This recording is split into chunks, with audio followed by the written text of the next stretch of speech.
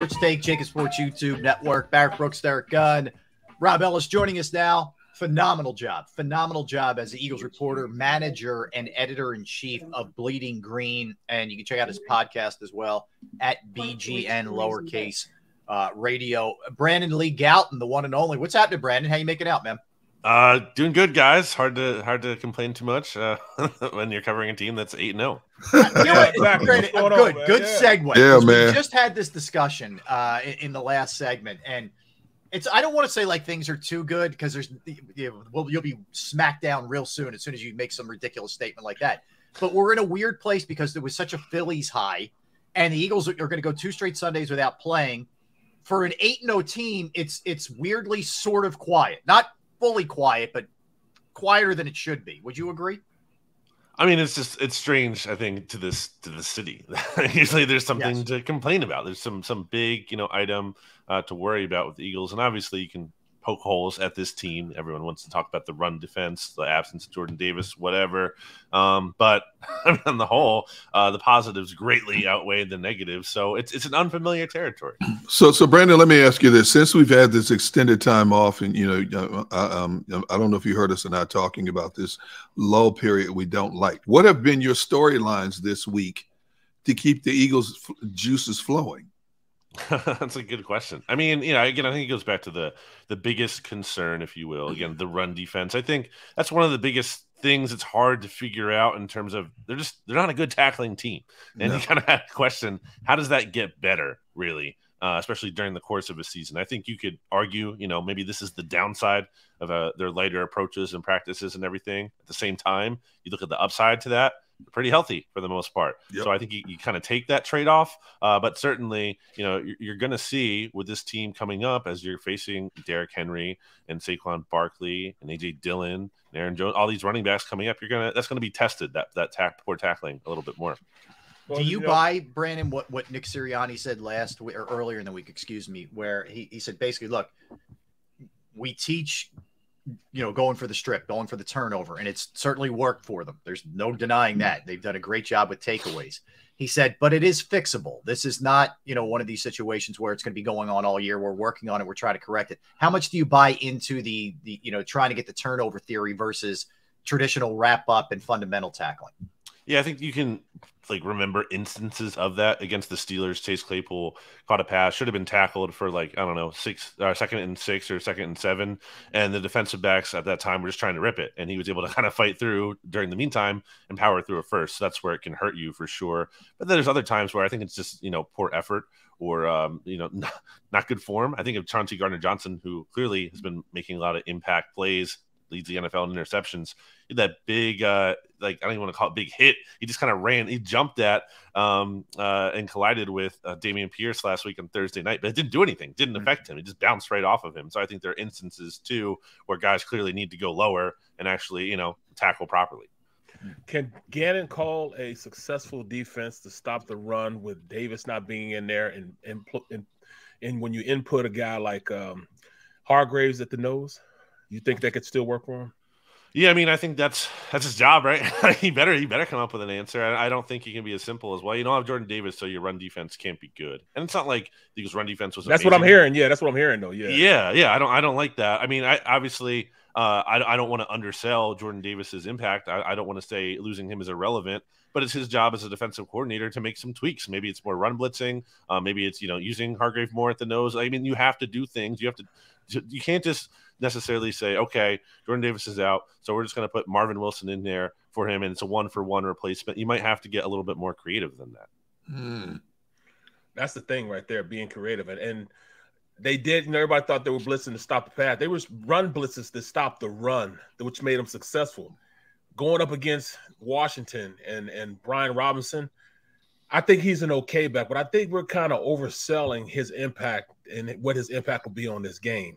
I don't know if you watch film on him, but he's an okay back. He's not what I would say. He's not like Pierce from last week, and I want people to know that. Yeah, and I mean, I would expect the Commanders to run the ball. Why wouldn't you, after seeing what the Texans could do with Dameon Pierce last week. And mind you, that was with an offense that was missing their top 2 receivers and a quarterback who clearly hasn't accomplished much in the NFL, and Davis Mills. So yeah, I mean, I expect them to be tested in that regard. If we're talking about level of concern here, it's not like, 10 being the highest. It's not like a 10. It's more like, like maybe like a 5. I don't think it's, end of the world, sky is falling by any means. But again, you're looking for holes to poke at an undefeated team. That's one of them. Brandon, how impressed have you been with the Eagles' grounded mentality? Every time you talk to these players, they all say in unison, and obviously they talk about it a lot. Whoever the leaders are or whoever the coaches are feeding them, they have been consistent in terms of we're not overlooking anybody. We know we haven't done anything. And I think that bodes well as they continue on this journey. They could have a landmine or two somewhere along the way. For sure. Yeah, I think maybe it goes back to how expectations were so high before the season. And as we've talked about here before in the show, I believe, and Jason Kelsey, his comments about when the Eagles are expected to be good, they're bad, and vice versa. So maybe, there's some of that going into this year where, look, we have a special group here. It's not just about, we can make the playoffs, or, we can just make the NFC East, especially coming off a year where, they did some good things at the second half of last season, but ultimately it was kind of hollow because you get blown out in the first round of the playoffs. Yeah. So I think that left a bad taste in their mouth. And I think they know that a lot more was needed to kind of take that next step. And it's not just about getting there. It's about making a deep run, especially in a weak conference. So I definitely think the messaging has been on point there. And I think you have to give Nick Sirianni credit as well as the players. I'm glad you said that, because we've talked about this with a number of people. Do you have genuine concern that because of the schedule they have, when they go up against a playoff team, they could be in trouble depending on who that team is? Yeah, I mean, so from a standpoint of I don't think there are a ton of good teams in the NFL. No. I'm not too worried. I think it's like the Eagles, the Chiefs, the Bills are almost on their own tier, and then it's everyone else after that. But it's a 1-game sample size in the playoffs. Crazy things can happen. I absolutely do think that, yes, I am a little concerned, especially when it comes to the defense. I think you could say, I think the offense has done enough to where there's a lot of reason to believe in them. And I'm not saying the defense has been bad, but has the defense really been tested by, a top-tier quarterback? There are a ton of those right now, again, in the NFL, but that's the big question mark. Brandon, let me throw some. We do a thing called buy-sell, where you're buying the team, you're selling the team. I just want to throw a couple at you in the NFC. Sure. In the AFC, you deal with that when you get there. But are you buying the Vikings, who haven't lost since the Eagles beat them week 2? Are you buying the Seahawks? Are you buying the Giants? I'll just hit you with those 3 teams. Okay. Yeah, I'm selling the Vikings. I think they rank something like 18th in DVOA. They're also down there in point differential. I don't think they're quite as good as that 7-1 record indicates. Yeah. And again, the Eagles blew them out. So it's hard for me to be super. And I just think Kirk Cousins, he's gonna fade in a big moment. He's done it time and time again. So I'm selling the Vikings. The second team was the Seahawks, I believe. Yes. Okay, Seahawks. Yeah, I'm buying them. Geno Smith has played well enough this year for long enough that I think that's for real. Pete Carroll is a really good head coach. I think that much is apparent. And some of the blame for what wrong in Seattle in recent years might have not been in him as much as Russell Wilson, who's kind of struggling out there. Yeah. And Kenneth Walker's a fantastically talented running back. That's a talented team. There's some other rookies there. And then I'm selling the Giants when it comes to making noise in the playoffs. I would buy them long term. I think they're headed in the right direction, and I think they could potentially be scary next year if they have a really fantastic offseason. But I'm selling them at the moment as a team that the Eagles should be super scared of.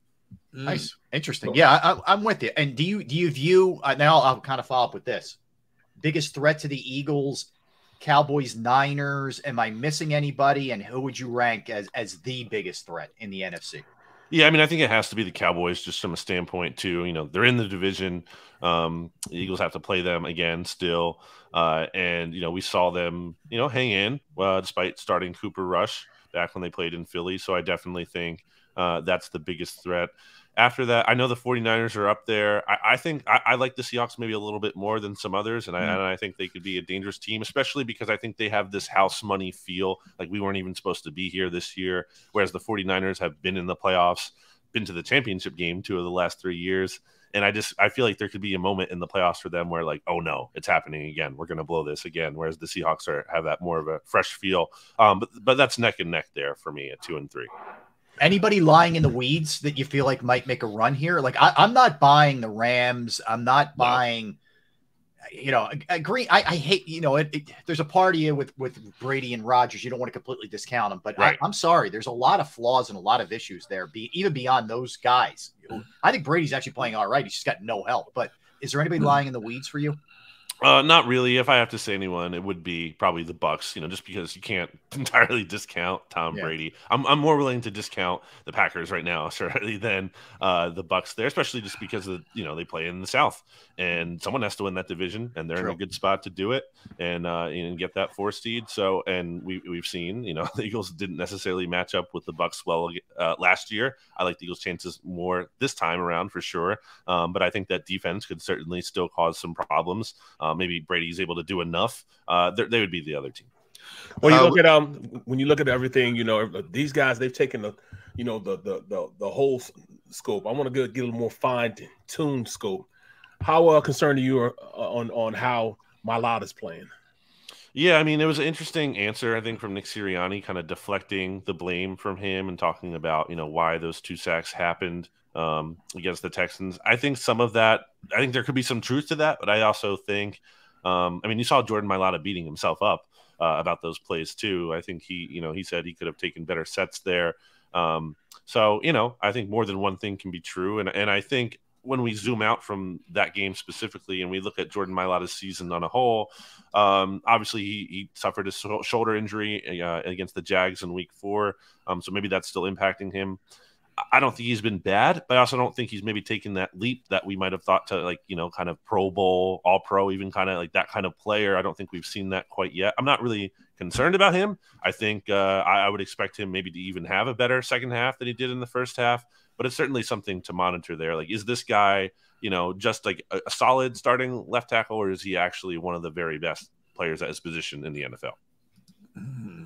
Yeah, and that's we expected him to make that sort of leap into the elite category. Just absolutely seen it thus far. I know one of the things that you have written about and you guys have talked about, Brandon, is as the executive of the year at the midway point. I mean, it's funny. There are guys who would be slam dunk locks here, like John Schneider, like Joe Douglas, et cetera. Brandon Beane, maybe we should get some love here. But Howie, I don't know how he isn't number 1, and there's got to be a lot of stuff that goes wrong for him not to be number 1 with the way this team's played. Yeah, I mean, Howie's done a fantastic job. There's the whole thing, obviously, with the fans and in Houston last week with the sign. He's feeling himself a little bit, yeah.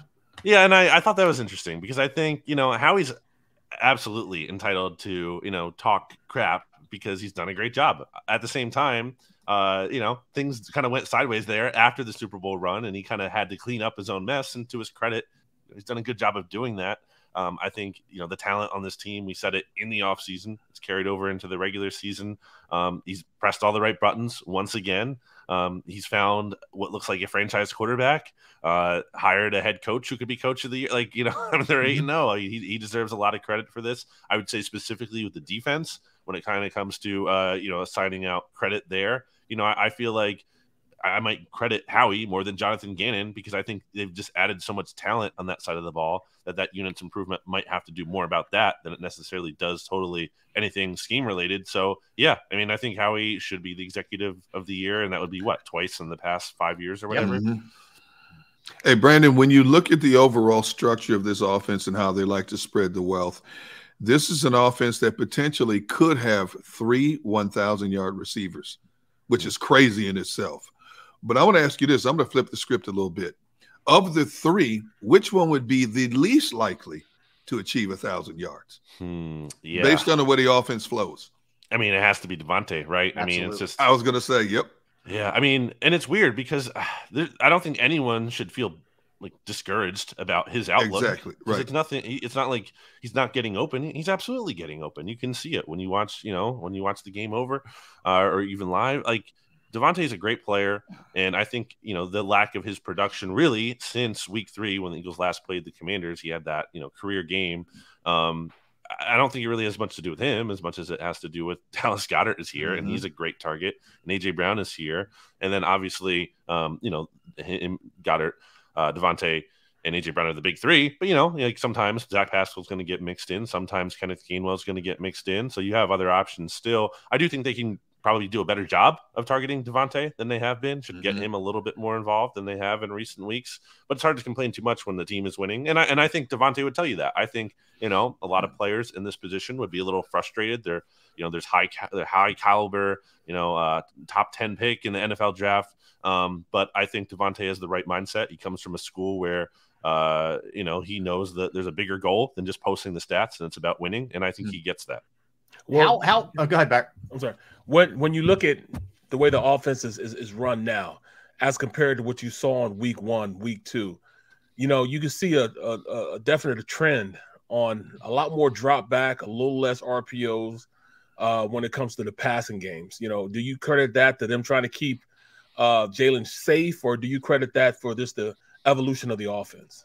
Yeah, I mean, I think there's multiple factors there. For example, you'd only 2 rushing attempts against the Steelers. I think that number was a little bit it wasn't totally accurate, because I think Hurts tried to take off running a couple times there and kind of got tackled for no loss. But I think, to his credit, I think Jalen Hurts is trying to rely on his legs less if he doesn't have to, and obviously having a lot of success with his arm.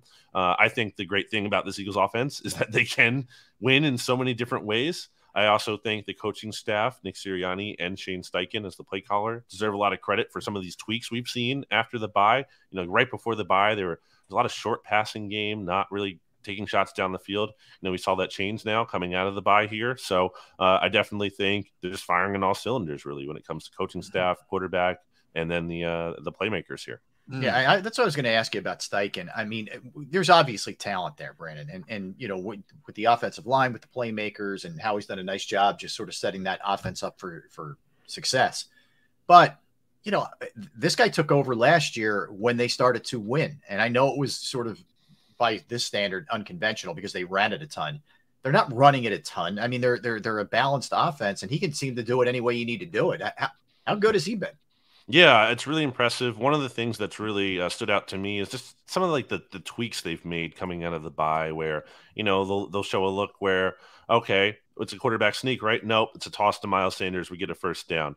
Oh, it's a quarterback sneak again, right? No, it's Jalen Hurts actually running off tackle to the left like he did against the Texans. They're doing little creative things like that where they're tweaking, and I think that's great. It's not just about totally reinventing the wheel, as it is taking what they have and kind of running different looks out of that, things they've done already. So I definitely think they've been creative in that regard. And yeah, Steichen deserves a lot of credit. I'm sure he's going to get a good amount of head coaching buzz. He might be a lock to be gone. Both of the Eagles coordinators, certainly might be gone after this season in terms of Steichen and Jonathan Gannon. When you look at the rematch coming up with Washington, go back to the first game. Obviously, Carson Wentz helped the Eagles pad their defensive sacks total for the season. Now you have Taylor Heineke in there, and you look at Washington overall, their last 5 games have all been decided by single digits. Do you expect this one to be a much closer affair, especially because it's on a Monday night, divisional game being played down in D.C.? Yeah, the way I talk about Taylor Heineke is I think he – more so than Carson Wentz, who, with him going into week 3, I'm saying he's going to fumble at some point. That's what he does throughout his career. He has so many fumbles and almost like a fumble per start. Not quite, but almost that way. You're almost waiting for the bad thing to happen with Carson Wentz, especially from a Commanders fan perspective at this point. With Taylor Heineke, I feel like you enter the game with a puncher's chance of winning. You're not the favorite, but you feel like maybe he can just do enough to kind of edge it out. So I definitely think they've been a more competitive team. I think there's something to that. Same time, you look at the teams they've played. I think some of these wins by the Commanders have say a little bit more about the teams they played, such as the Colts, who are clearly not in a good way, the Packers, who are not in good shape. So I definitely think that's part of it too. I do expect the Commanders to score more than basically 0 points, which is what they had before garbage time in the last game. But I still think this is a comfortable Eagles win. And I'm actually going to take the Eagles to cover the spread. I think it's about 10.5. I think they can cover that. Wow, that means just saying that, them being favored like this going into games, do you it's the way it's been.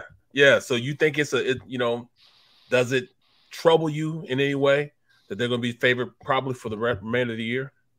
Yeah, except for the Cowboys game in Dallas. I think that's the one. We'll see. But yeah, I mean, not really, because they haven't really given me reason to be majorly concerned. I keep telling people that. If you're gonna win, we are clearly looking for things, aren't we? I mean, Yeah. I've never I've never seen it before where we're bending over backwards, man, trying to find things at times with this team. We're twisting ourselves into pretzels. I mean, I get the run defense, that's real. Sure. Special teams isn't great. I'm not arguing that. I mean, that could bite you, and that's got to get fixed. But some of the other stuff I hear, it's like, my God, nitpicky, just like let's get the excavator out and dig in to find something here with this team. If they bore me all the way to the Super Bowl, I'm be with it. You. But so be it. I'm with you. You know? Yeah, I want that kind of boredom. That's for sure. How different do you think the Cowboys game will look than the previous one? Obviously, Dak being back, but they could have Odell Beckham. There could be a lot of different things going on. You think they're How about that though, man? How about that Odell Beckham, man? It feels like a Cowboys kind of move. Well, he was clear. He was clear today. Yeah. So it's got Jerry written all over it. Yeah, let's see what happens. Yeah, they've been pretty transparent about that. I'm not really concerned. I mean, I think, the Eagles, what were they up, like 20-0 in that game? It was a non-competitive game for long stretches there. Yeah, and they let them back in. I get that. But ultimately, when they needed to get the drive to close out the game, they did. I think the Eagles have been a better team than the Cowboys this year. That's not really to disrespect Dallas. I think they've also been good, but I don't think they've been quite on the Eagles' level. So, yeah. I'll disrespect them. I'll disrespect them. Oh, yeah, that's right. I mean – Eagles deserve, look, the way I put things is does this team deserve the benefit of the doubt? The Eagles absolutely do. I'll ask you just an NFL question, Brandon. Josh Allen didn't practice again today. Yeah, this could really flip things in a big way, just for the entirety of the league, not just the AFC. If this thing is more serious, how big is that impact of that potential injury here? Yeah, I mean, it's huge. I mean, I think Allen's fantastic. We all saw what he did in the playoffs last year. It wasn't like they lost because of him. Right. So, yeah, that's a big one. Case Keenum is a solid backup if he has to miss a game or two here, and certainly can keep them afloat and keep them alive for that number 1 seed there in the AFC. But, I mean, if this is a lingering thing throughout the rest of the year, then, yeah, I mean, because that Bills roster is still very good, still going to be a good team, but they're hardly going to be like this juggernaut, unbeatable team that people have kind of tried to make them out to be. A lot of people having them, number 1 in the power rankings before this week when they lost to the Jets. Staying on the broad scope of the NFL picture, this to me has been like bizarro world the whole season. You look at the Rams, the Packers, Tampa Bay, Denver, Raiders. Everybody expected them to be up there down. A team like Seattle, nobody thought would be much of anything. They're one of the talks of the league now. How surprised are you that this whole league has been topsy-turvy this season? That's the NFL. That's what makes it so good. It's just the parity, baby. The parity, the unpredictability. You go into a season, you feel like basically for the most part, if you're a fan of any team, you can talk yourselves into maybe this could be our year. Maybe we can be better than everyone expects. So yeah, I mean that's the beauty of it to me. You can follow him on Twitter at Brandon Gowton, of course, Eagles reporter, manager, and editor-in-chief, Bleeding Green as well. Brandon, we appreciate it, man. Thanks for a couple minutes. Appreciate it, bro. We'll talk to you soon, man. Keep up the good work. All right, that is Brandon Lee Gowton. Interesting thoughts there. He likes the Eagles. See, that's a big spread for me, even though I think the Eagles win the game.